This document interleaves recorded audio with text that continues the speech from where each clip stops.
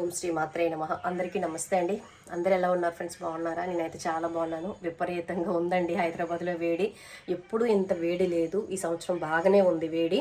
అయితే పూజా మందిరంలో పూజ చేసుకొని లలితా సహస్రనామం కానీ ఏదో ఒక అరగంట స్వామి దగ్గర స్పెండ్ చేస్తే మొత్తం చెమట్లు వచ్చేస్తున్నాయండి. చాలా వేడిగా ఉంది. ఈరోజు మంగళవారం కదా, స్వామివారికి పులిహోర పెట్టాను. మంగళ శుక్రవారాల్లో పులిహోర అమ్మవారికి పెడితే చాలా మంచిదనమాట. ఇంట్లో జ్యేష్ఠదేవి కూడా వెళ్ళిపోతుంది అని అంటారనమాట. అందుకే అప్పుడప్పుడు పులిహోర పెట్టి నైవేద్యం పెట్టండి, ఓకేనా? అయితే మీకు ఈరోజు ఎందుకు ఈ రీల్ చేస్తున్నాను అంటే, మనకి 2026 సంవత్సరం వచ్చే నెల మే 12వ తారీఖున మనకి హనుమాన్ జయంతి ఉందండి.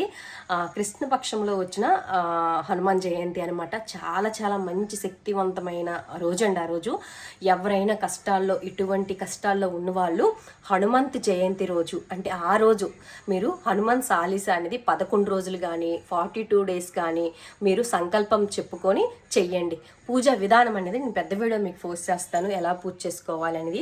అయితే హనుమాన్ చాలీసా అనమాట ఆ రోజు స్టార్ట్ చేసి కంటిన్యూగా 11 రోజులు మనం హనుమాన్ చాలీసా చదువుకొని బ్రహ్మముహూర్తంలో లేచి చదవాలన్నమాట. అలా చదవడం వల్ల తొందరగా స్వామివారు అనుగ్రహిస్తారనమాట.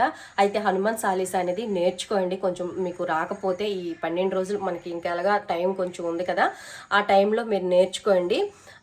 చదవడం వచ్చిన వాళ్ళైతే చక్కగా సంకల్పం చేసుకొని 11 అంటే 12వ తారీఖు నుంచి హనుమాన్ జయంతి రోజు నుంచి చక్కగా 11 రోజులు కొంచెం నియమాలతో, బాగా నియమాలు అయితే ఉండాలి దీనికి. స్వామివారికి బ్రహ్మచర్యం ముఖ్యంగా, మద్యపానం మాంసాహారం వండకూడదు, ఎల్లుల్లి వేయకూడదు అనమాట.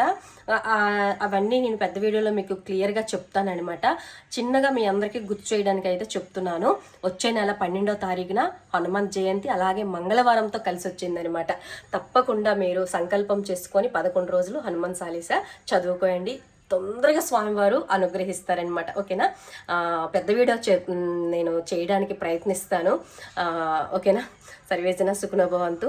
ఓం శ్రీ మాత్రే నమః.